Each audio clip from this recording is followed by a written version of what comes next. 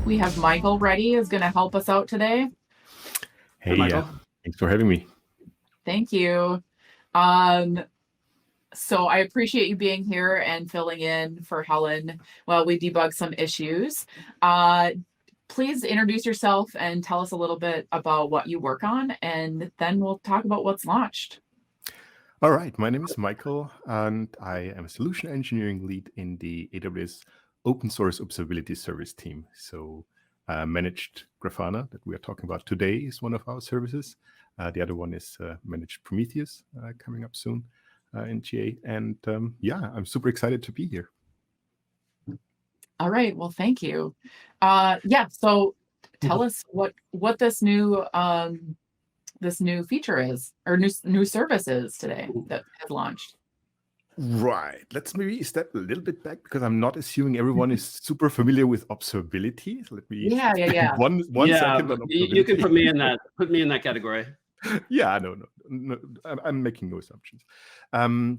If you look at some people saying observability essentially being just a different way to do monitoring. Others say it's a totally new thing. What I'm looking at is our customers are having their workloads in production, and if they are flying blind, they don't know what's going on, they cannot fix things, they cannot optimize things, they cannot troubleshoot things. So with observability, what we really do is we give our customers actionable insights so that they can fix something or optimize something, depending on the role. If you're a developer, if you're running things in Lambda or in containers or whatever, you have different focus areas there, but you want to have some actionable insights that we want to give you. And there's a whole pipeline from the telemetry, getting the signals to the destinations. And one of the destinations we're looking at today, that is Grafana.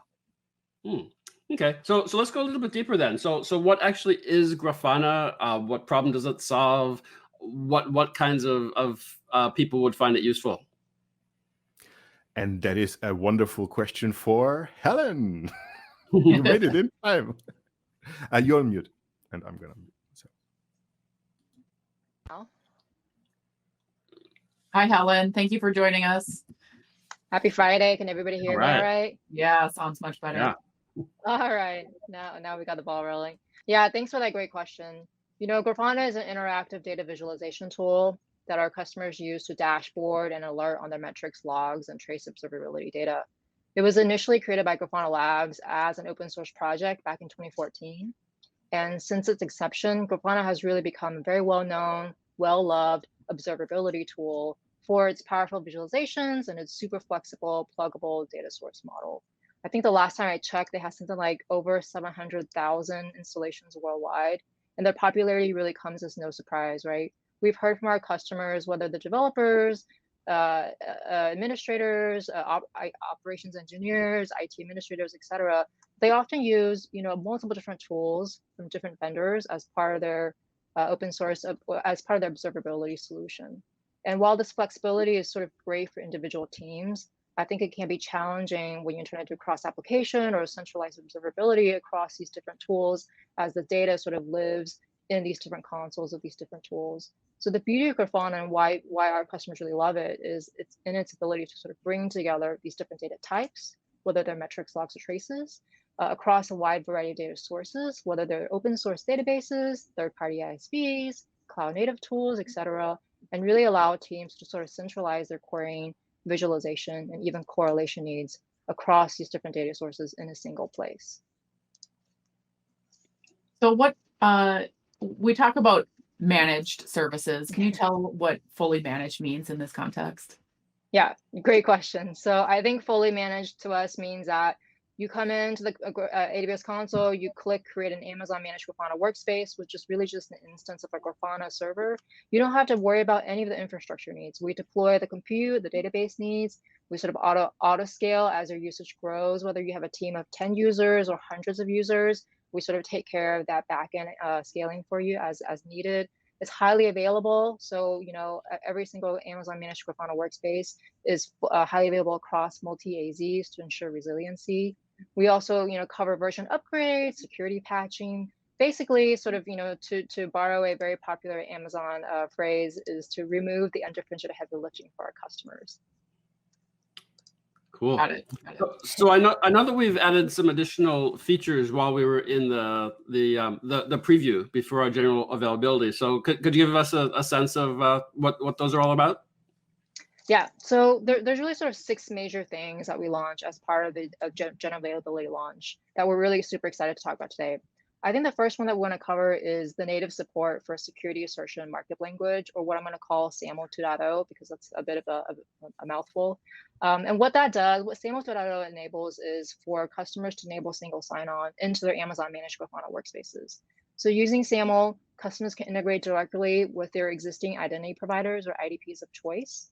And it allows their users to log into the Grafana workspace using their existing passwords and usernames, so they don't have to manage a different authentication mechanism just for the Grafana workspace applications themselves. And to sort of simplify setting up SAML as well, what we've done is we've worked with these IDP partners such as CyberArk, Okta, OneLogin, Ping Identity, Azure Active Directory, so that you can have a dedicated sort of SAML application that's already pre-built for Amazon Managed Grafana. And you can easily discover and sort of have it a guided experience for configuring it, either directly from the AWS console, or you could even do it directly from the identity providers consoles as well. So I think that's the first major thing that we're really excited about. And what else? Yeah, a lot more. Oh, wait, there's more. Yeah. The second one is we now also support Grafana API keys and Terraform as well. So we hear a lot from our customers, they love to do, dashboard as code, dashboard automation. This also allows them to have consistency if they have different Grafana workspaces. And actually, Michael's going to show us an awesome demo of that later, so I won't steal his thunder. The third thing is we also expanded our CloudTrail logs support as well. So we heard from especially from our large enterprise customers, that being able to audit changes or track, user edits in the workspace is very important. So for example, if someone goes in and deletes that really important dashboard that you just spent an hour creating, or they change user permissions, those are all super important to audit and track, right, for compliance reasons as well. So I have that's 3. I have 2 more to go if you guys can bear with me. Yeah, let's do it. All right. So the fourth one is we also Grafana launched their major version of this year, which is version 8.0 back in, I believe it was June, sort of mid-June timeframe. So now Amazon Managed Grafana is automatically upgraded to 8.0 as well. Customers don't need to do anything on that. And sort of with that, it just brings a lot of cool new features like Grafana launched in open source, right? These things include such as library panels. You create something once, you can repeat that usage across multiple different dashboards. Really easy to sort of rinse and repeat once you've got something beautiful set up. There's a Prometheus metrics browser, really easy for you to quickly find and query, your Kubernetes or your container metrics, different new visualization types as well. Lots of new things to try out, if you give the Amazon Managed Grafana workspace a try. And then sort of the last thing I want to touch on in terms of a major new feature that we launched is also we listen to our customers. They want to add more data source panels. They want to add more data source plugins. So now you can also use Amazon Managed Grafana to sort of bring in your JSON data, your Redis data. Maybe you've got data stored in Snowflake that you want to bring in, Salesforce, SAP HANA, Elastic Jira. There's just sort of a very long list of data source plugins that the Managed Grafana workspace also integrates and sort of centralizes querying for now. Got it. So there's a couple of questions in chat. You mentioned Prometheus, and there's a couple of questions related to that. Can you tell us what is the difference between something like Grafana and Prometheus? Is it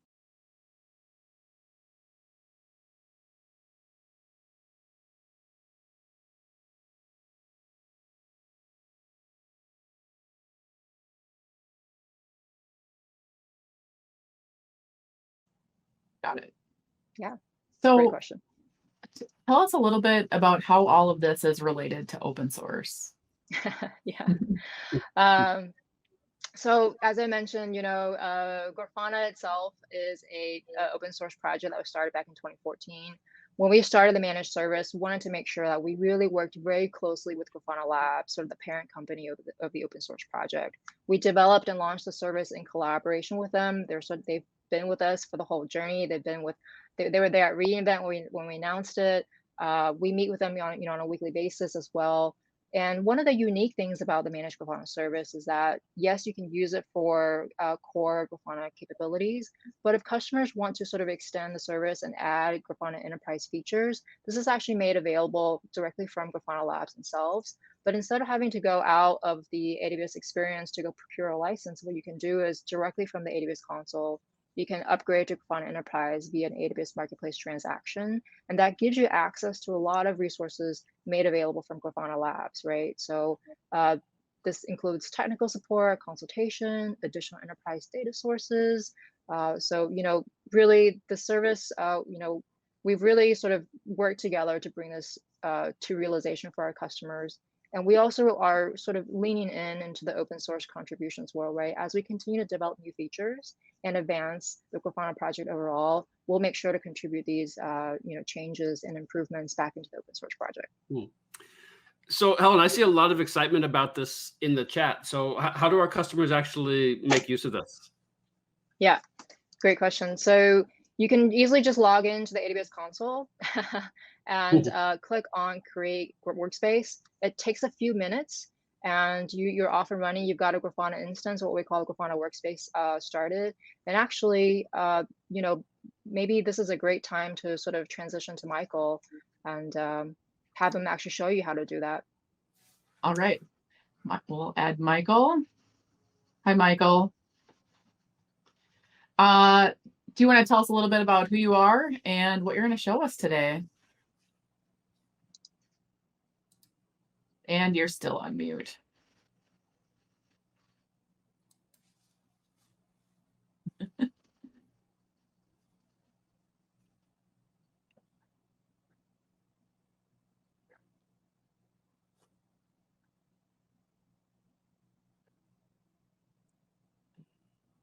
Is it? I think you have to unmute yourself.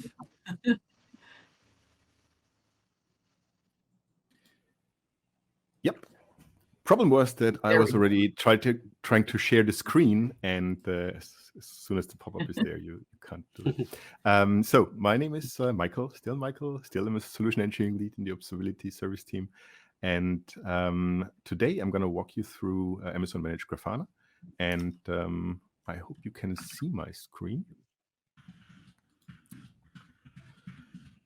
Yes, thank you. So Helen already mentioned the entry point here. Essentially, when you select the service, Amazon Managed Grafana, you go to Workspace. I already prepared a workspace here just to give you an idea what is here very quickly. At the top, that's what we're going to use as an entry point for the actual Grafana instance. And down here, you see ways to bring your users in. So it's a very straightforward way to either use AWS SSO or SAML that we introduced with the GA last week. So you can, integrate with a range of IDPs, with identity providers. We've been working together. There are blog posts if you're interested in Okta, OneLogin, etc. And I'm using AWS SSO here, but this is a really great way to enable as many people as possible in your organization to get into and get access to Grafana. You see the data sources here. Everything is managed. You can overwrite it if you want to, but the heavy lifting here, we've done that for you. Everything is pre-configured, and the notification channel currently SNS. So let's jump into the actual Grafana instance. And if you're not familiar with Grafana, I'll quickly walk you through the main concepts that we see here, and that is the data sources. And Helen already mentioned that this is really where Grafana shines, bringing together different signal types, logs, metrics, traces from different data sources, bringing them all together in, if you wish, a single pane of glass. So here we have 3 data sources configured: CloudWatch, AMP, which is managed Prometheus, and X-Ray. So we have all the 3 major types, logs, metrics, and traces here. There are other things. I won't go into great detail. You can do user and team management plugins. We have many, many plugins there that you can use, so long that you actually probably want to use this filter here. And the API keys, again, Helen already mentioned that you can do automation, API key that functions more or less like a password, and you can automate using the HTTP API that Grafana exposes. The second most important concept that you want to know in the context of Grafana are so-called dashboards. And the dashboard, we're going into one concrete example that I already pre-configured here, is essentially a collection of panels that you can rearrange. It's very, very simple to rearrange that. I'll show you later how to edit it. For now, let's just walk through that. Again, these three main types of signals: logs, metrics, and traces. So let's start here at the top with the logs. The logs come in from CloudWatch, and you can, I won't go there right now, but you can click here and get directly into CloudWatch and dig deeper there if you want to. The metrics here come from Managed Prometheus. So I'm using actually ADOT, our AWS distro for open telemetry, to essentially scrape the metrics from an in-cluster in EKS and ingest them here into AMP. And you see various metrics there: HTTP status codes, payload distribution, and some other, that's essentially just a histogram, or P90 and P50 here. And Hey, the traces, yes. Are you able to zoom in a little bit? Sure. It's really difficult for the audience to see. Sure. Let me quickly focus in on one area that might be most interesting, because there is a lot of things going on. So let me focus for now quickly on the metrics, because that's I heard that question earlier on. Let's zoom into the last 5 minutes, and let's make that automatically refreshing every 10 seconds.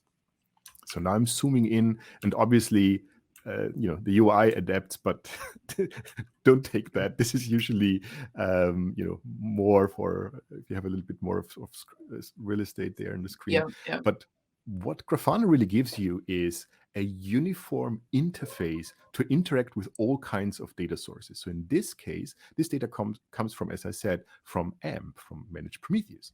And when I go like that, I select a certain time range. What happens under the hood is a PromQL query. That's the query language that Prometheus understands, is issued, and the data, resulting data, is rendered here. I can very, very easily change everything here in terms of the visualization used, for example. There are a ton of different visualizations there. Some of them obviously only make sense if you do have time series data.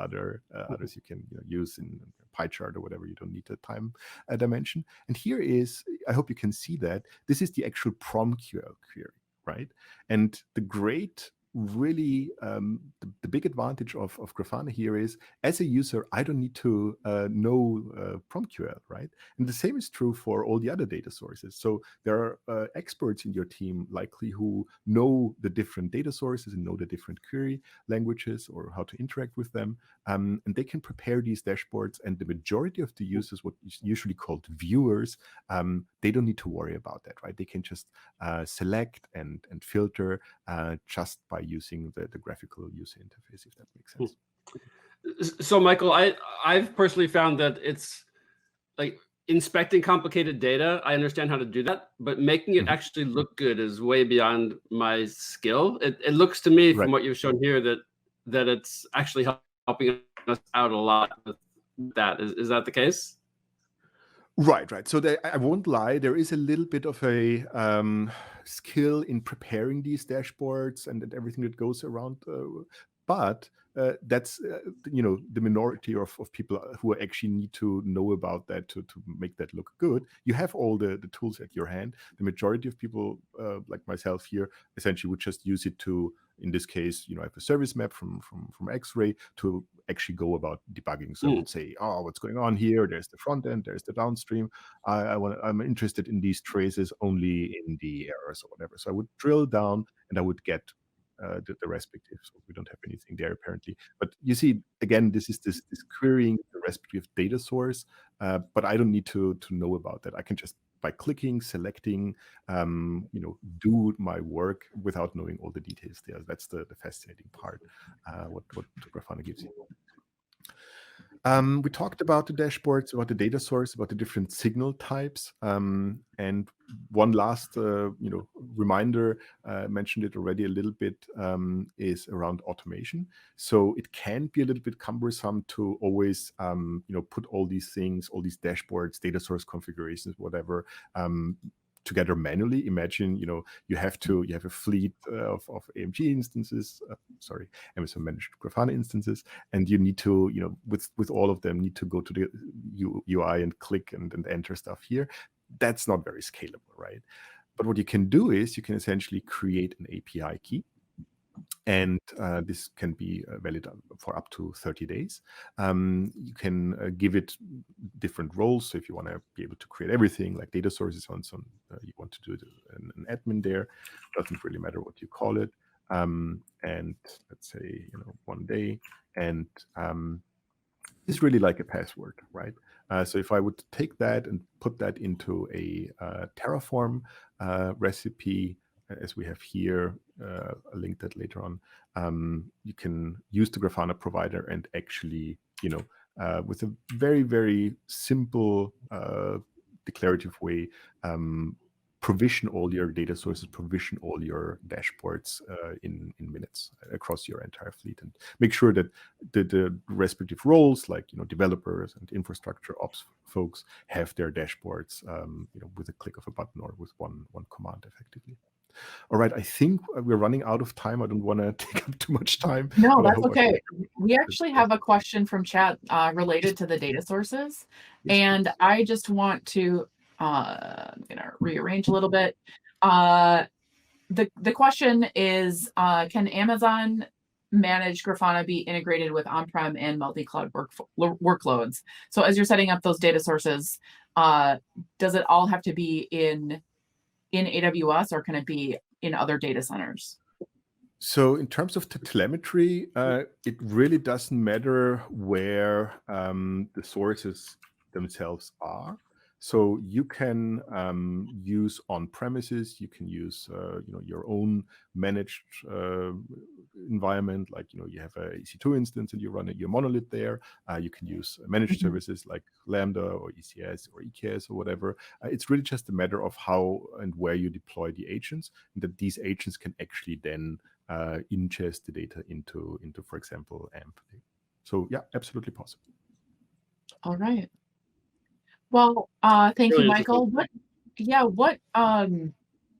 How can people get started with this? How, if they have a workload that maybe they're already using Grafana, how might they migrate to using Amazon managed Grafana? That's super easy. You can essentially reuse everything, and we do have a section in the docs around the security part. We can link that as well. From essentially, this is the only thing you might want to take care of in terms of how you work with the access, but everything else is really straightforward. You just export your dashboards. That's another great feature of Amazon Managed Grafana, that you can export and share these dashboards very easily. It's essentially just a JSON file, and the only thing to pay attention to is really this access issue and the good practice here. Everything else is really straightforward. All right. Well, thank you. I appreciate you being on and showing us everything that has changed.